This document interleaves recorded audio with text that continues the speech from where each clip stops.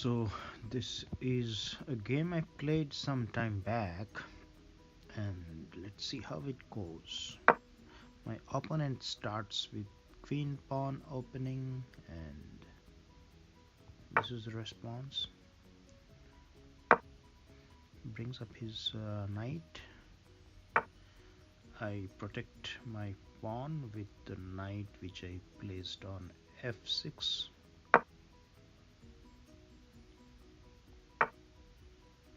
Now with this bishop I protect my pawn which is at d5. The d5 pawn I want to protect because I am black. I want to play a bit defensive to start with. I can start attacking as the game progresses, but for now that particular pawn that you see on d5, I have anchored it with two of my powers, one with the knight which I have placed on f6 and one with my bishop which I have placed on e6.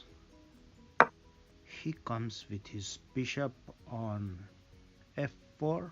I have moved up my pawn to g6 with the idea of placing the bishop which is lying at f8. I will place it on g7 so that the long diagonal which starts from h8 to a1, that long diagonal will be owned by my bishop. He responds with his pawn. I don't know why, because maybe he doesn't want my knight to jump and sit on the square g4, so he placed his pawn over there. Now I place my bishop, and you can see towards the bottom left part of the chessboard I have placed all my powers over there, so it is a pretty powerful position over there. So now I can castle, because my idea is to castle on that part of the board where there are more powers, so that my king is protected by as much power as possible. So here I after he moves his pawn, here I castle. Now he brings his queen to attack the pawn which is a little bit vulnerable at b7. So I move it up.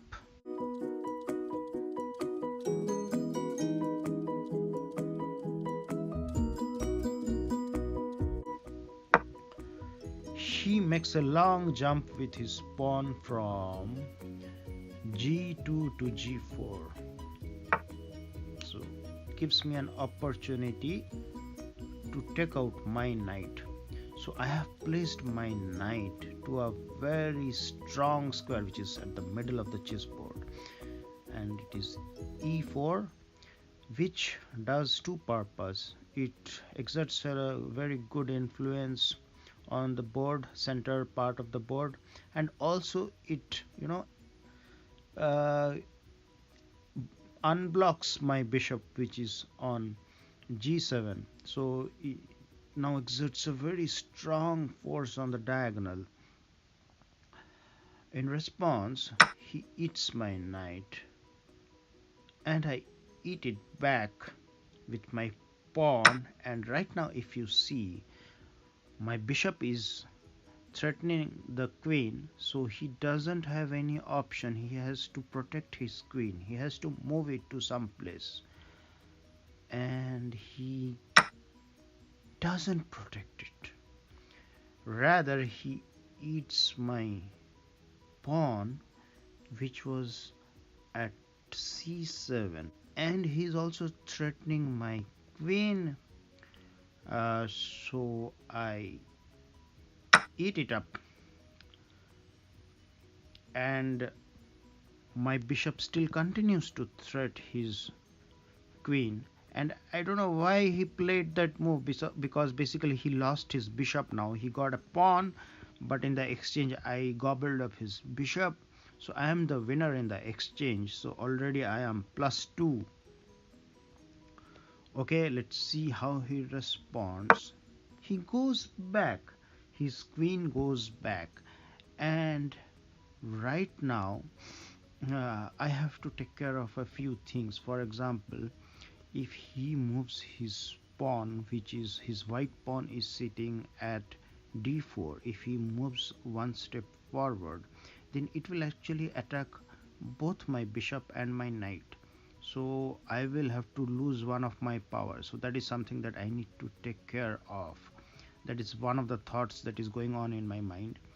And the second thought that is also going in my mind, that already I am +2 up if I compare my powers with his, and I also have the opportunity to eat his knight. So what do I do? Should I eat his knight with my pawn, or should I do something about his pawn that is also coming forward and threatening both my powers, the bishop and the knight? But there is a third thought that is also going on in my mind. The third thought is, if I bring one of my rooks on d8, then he can't eat with his pawn.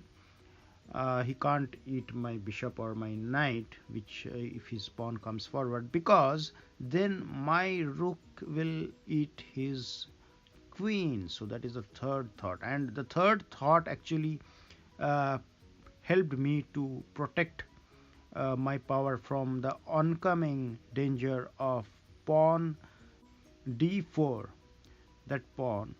So that's why it gave me the confidence to eat his knight with my pawn. So I eat his knight with my pawn. Here it goes. Let me see what he does in response. I don't know why, but he ate the pawn with his queen. As you know, in the exchange, again I'm the winner in the exchange. So without wasting further time, I bring one of the rooks just on d8, thereby putting it on this channel, the center channel. So if his pawn comes from d4 to d5, I have a way to protect one of my powers. So that I think I might eat that pawn with my rook, which is now on d8, and it will be further protected by the bishop, which is on e6. So he brings his bishop on b5. So I basically lift the rook a little bit up. The reason being, if his bishop eats my knight, I have a way to protect it. Also, I have an opportunity now to double up my rook. So that is the thought that is going on in my mind now. Let's see how he responds. He castles, and as he castles, now my thought changes little bit. Now I am thinking that I should exert more pressure to the side where his king is. So to the left top part of the chessboard, I have to put more pressure. So his pawn, which is on g4, I should target that. That is what I thought. So that the pawn is weakened, or if I can remove that pawn, his king will be like opened up. It will be easy for me to attack his king. So that's why I bring my pawn further up. Yes, there you go. Now he has to respond. What he does, that is a very crucial pawn which is just in front of his king, but so he moves his queen. So that's what he does. He doesn't eat it. Now it gives me an opportunity to eat that important pawn of his just in front of the king. So I eat it up. Thereby my rook also has been activated very nicely right now. And what it does, he eats my pawn with his pawn. So you see, his king is little bit now vulnerable because there is not enough pawns to protect his king, and that is exactly what my idea was. I wanted to weaken up his king, so I didn't want any pawns to guard his king. So now I place my bishop just in front of the knight so that it protects the knight. Not only that, Now the square you see on f3, that particular square I can put my rook, so that is there in my mind. So he has to move his queen. I do not want his queen to be placed over there. He moves his pawn because there is some other plan that is going on in his mind. Basically he didn't want that I should place my bishop from d5 to d4. That's why he moved his pawn over there. But here there was something else going on in my mind, so I bring my rook on f3. So he has to do something about his queen. Obviously he cannot eat my rook because it is protected by the bishop, which is at d5, and so he moves up his queen, and therefore now I have an opportunity to bring my queen on d7. In that way it will attack the pawn which he has. That is the last piece of pawn that he has as protection for his king. I am trying to target that as well, and so he comes and targets my bishop, and it gives me a nice opportunity to remove that last piece of pawn, his last defense. Not only that, there is a check now on the king. He has to do something about it. So in a desperate attempt to save from the queen check, he brings his queen in front. This is what he has done. He thought that I will eat it with my queen, but no, that would be a mistake. I will eat with my rook, and so I get the queen, and there will be still one more check. So this is what I have done to move that. He has used his pawn to capture my rook, and there you go.